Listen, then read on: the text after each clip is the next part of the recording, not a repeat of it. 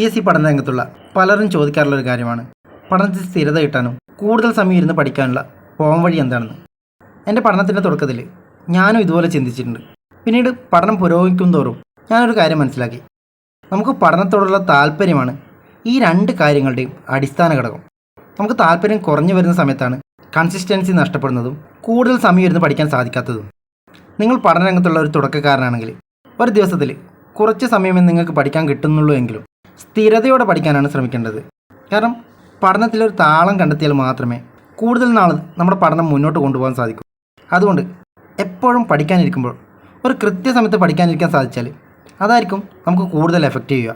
കാരണം ഒരു 2-3 ആഴ്ച കഴിയുമ്പോഴേക്കും അത് നിങ്ങളുടെ നിത്യജീവിതത്തിൻ്റെ ഒരു ഭാഗമായി മാറും. അപ്പോൾ അത്തരത്തിലൊരു ട്രാക്കിൽ എത്തിക്കഴിഞ്ഞാൽ നമുക്ക് പഠനത്തിൻ്റെ ദൈർഘ്യവും വേഗതയും പതിയെ കൂട്ടാൻ സാധിക്കും.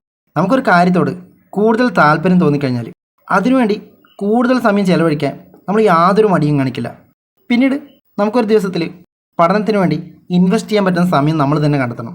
അതിന് നമ്മൾ ചെയ്യേണ്ട ഒരു കാര്യം, നമ്മളൊരു ദിവസത്തിൽ അനാവശ്യമായി ചെലവഴിച്ച് കഴിയുന്ന സമയം വെട്ടിക്കുറച്ച് പഠനത്തിന് വേണ്ടി മാറ്റിവെക്കുക.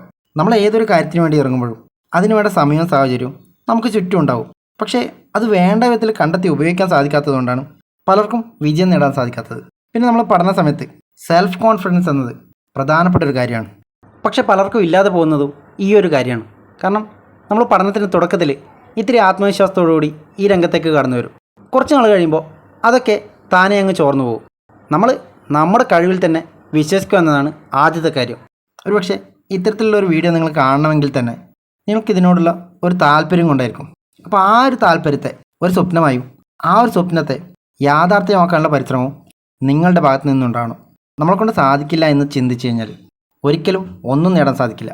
പകരം എന്നെക്കൊണ്ട് സാധിക്കുമെന്ന വാശിയിൽ നമ്മൾ മുൻപോട്ട് പോയി കഴിഞ്ഞാൽ പലതും നിങ്ങൾക്ക് നേടിയെടുക്കാനാവും.